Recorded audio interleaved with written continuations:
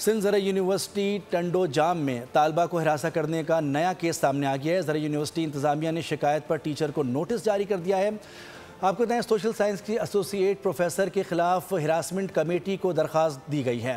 ایسوسی at professor پر طالبہ کو دفتر بلا کر ہراساں کرنے کا الزام عائد کیا گیا ہے۔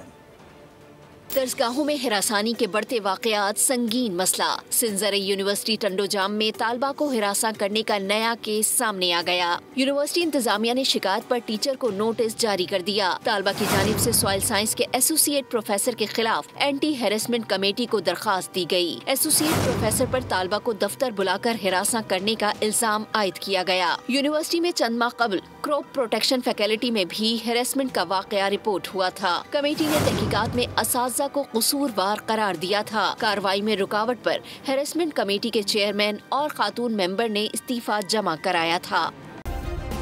سبسکرائب کریں اور بیل دبائیں تاکہ کوئی خبر رہ نہ جائے۔